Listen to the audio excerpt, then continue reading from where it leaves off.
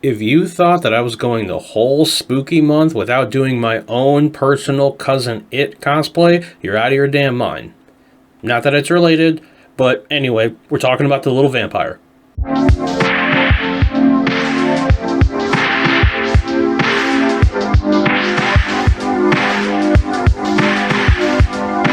Musical styles are still a very important form of communication for our young people.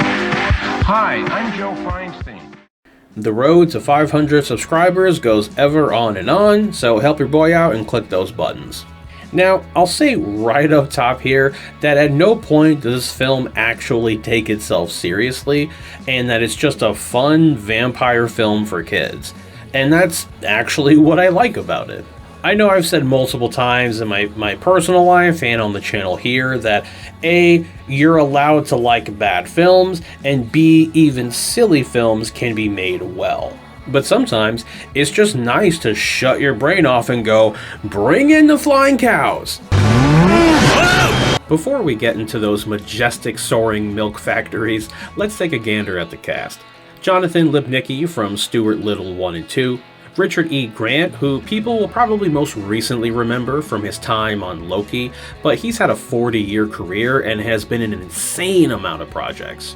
Pamela Gidley from The Pretender, Anna Popplewell, who'd go on to be in the Chronicles of Narnia film series, as well as a slew of other roles, Alice Krieg from Star Trek and Children of Dune, and we have Jim Carter, who I could have sworn was at least a visual model for Mr. Hyde in Van Helsing, but apparently not. They just look insanely similar.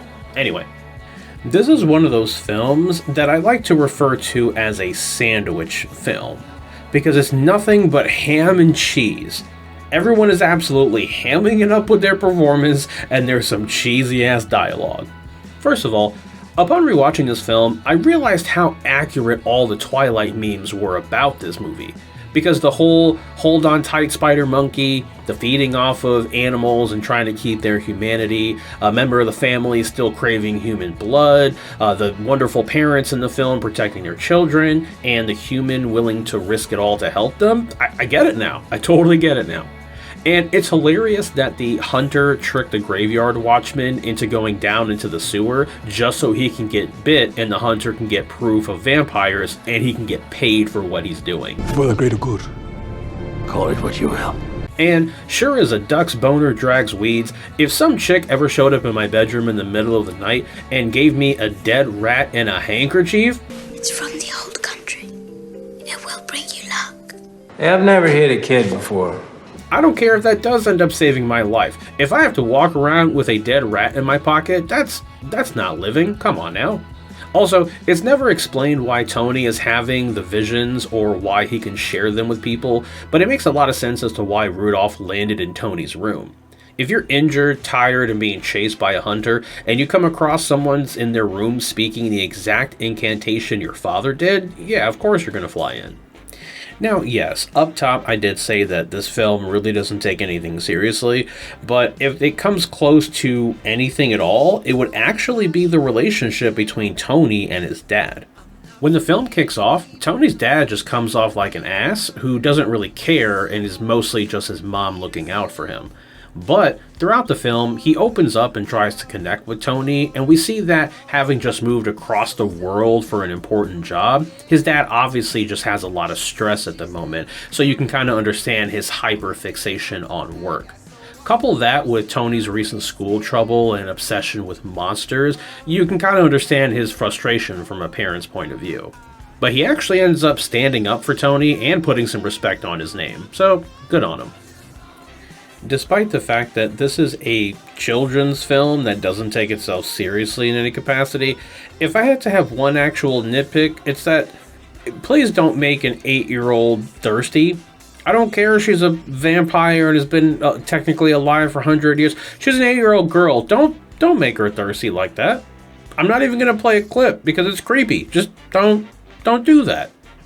So yes, shorter episode than usual, but sometimes, hey, that's the breaks.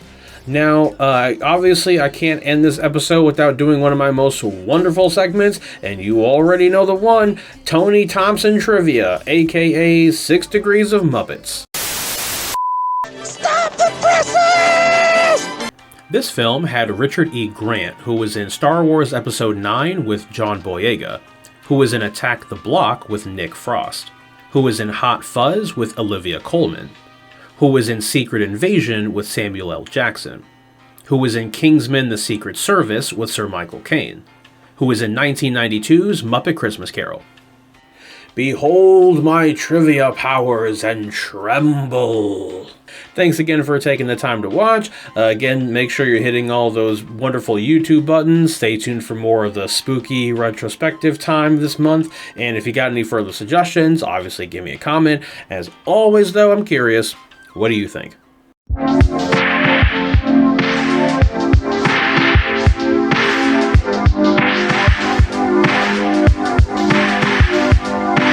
Musical styles are still a very important form of communication for our young people. Hi, I'm Joe Feinstein.